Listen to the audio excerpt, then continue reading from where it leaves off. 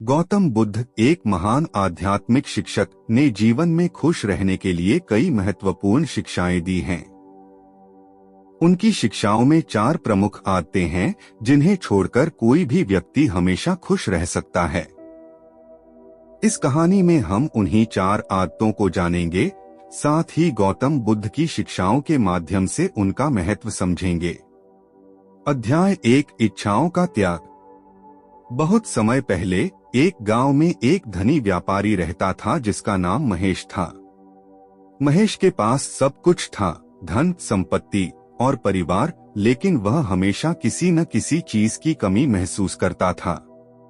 उसकी इच्छाएं कभी खत्म नहीं होती थीं। वह हमेशा और अधिक चाहता था, जिससे वह कभी भी पूर्ण संतुष्टि नहीं पा सका। एक दिन महेश ने सुना कि पास के जंगल में गौतम बुद्ध का प्रवचन हो रहा है। अपनी व्यस्तताओं को छोड़कर वह बुद्ध से मिलने गया और अपनी समस्याओं का समाधान पूछने लगा। गौतम बुद्ध ने उसे एक छोटी सी कहानी सुनाई। उन्होंने कहा, एक दिन एक राजा ने अपने दरबारियों से पूछा कि दुनिया में सबसे बड़ा सुख क्या है। सभी दरबारियों ने विभिन्न उत्तर दिए, लेकिन एक बुद्धिमान दरबारी ने कहा कि सबसे बड़ा सुख है इच्छाओं का त्याग। महेश को यह बात समझ में नहीं आई, लेकिन बुद्ध ने समझाया, इच्छाएं अनंत होती हैं। एक इच्छा पूरी होती है तो दूसरी पैदा हो जाती है। इच्छाओं का चक्र कभी समाप्त नहीं होता। जब तक तुम इच्छाओं का त्याग नहीं करोगे, तब तक सच्ची खुशी नहीं पा सकोगे। महेश ने बुद्ध की बातों को समझा और धीरे धीरे अपनी इच्छाओं को नियंत्रित करना शुरू कर दिया। उसने पाया कि उसकी जीवन में शांति और संतुष्टि बढ़ गई। अध्याय 2, क्रोध का त्याग। एक अन्य समय में एक अन्य गांव में एक योद्धा रहता था जिसका नाम विक्रम था। विक्रम बहुत ही क्रोधी और अहंकारी था। उसे छोटी छोटी बातों पर गुस्सा आ जाता था, जिससे उसका परिवार और दोस्त भी उससे दूर हो गए थे। विक्रम को अपने इस स्वभाव से बहुत परेशानी थी, लेकिन वह इसे नियंत्रित नहीं कर पाता था। विक्रम ने भी गौतम बुद्ध के बारे में सुना और उनसे मिलने का निश्चय किया। वह बुद्ध के पास गया और अपनी समस्या बताई। बुद्ध ने उसे एक कहानी सुनाई। एक बार एक राजा ने अपने मंत्री से कहा कि वह एक ऐसी चीज लाए जो उसे खुश कर सके और गुस्सा आने पर उसे शांत कर सके। मंत्री ने राजा को एक अंगूठी दी जिस पर लिखा था, यह भी बीत जाएगा।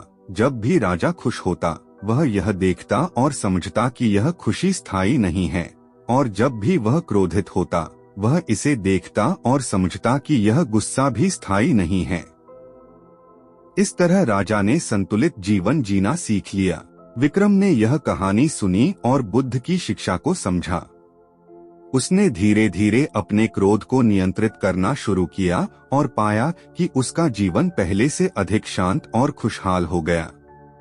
अध्याय 3, आसक्ति का त्याग। तीसरे गांव में एक महिला रहती थी जिसका नाम राधा था। राधा बहुत ही आसक्त थी अपने परिवार और संपत्ति से। वह हमेशा चिंता में रहती कि कहीं कुछ गलत न हो जाए। उसकी चिंता ने उसकी खुशी छीन ली थी। राधा ने भी गौतम बुद्ध के बारे में सुना और उनसे मिलने का निश्चय किया। वह बुद्ध के पास गई और अपनी समस्या बताई। बुद्ध ने उसे एक कहानी सुनाई। एक बार एक व्यक्ति ने बहुत सुंदर बगीचा बनाया। वह हर समय उस बगीचे की देखभाल में व्यस्त रहता और चिंता करता कि कहीं कोई फूल न मुरझा जाए। एक दिन एक संत ने उसे समझाया, यह बगीचा तुम्हारा नहीं है, यह प्रकृति का हिस्सा है।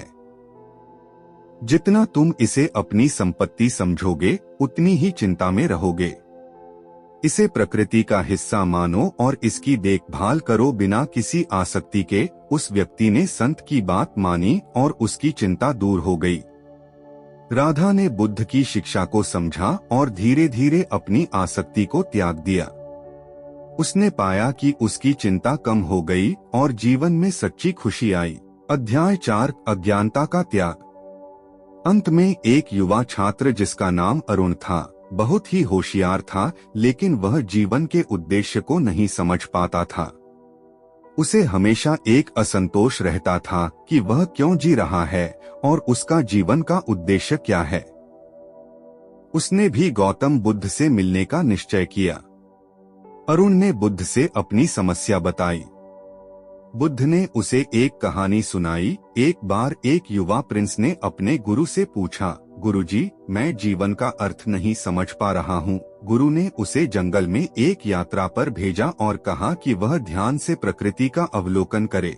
युवा प्रिंस ने देखा कि कैसे सूरज उगता और अस्त होता है, कैसे पेड़ पत्तियां गिराते हैं और फिर से नई पत्तियां उगती हैं।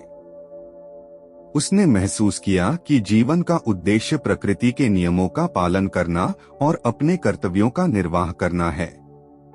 जब वह वापस आया तो उसने गुरु से कहा, गुरुजी, मैं समझ गया हूँ कि जीवन का उद्देश्य अपने कर्तव्यों को निभाना और प्रकृति के साथ तालमेल बिठाना है।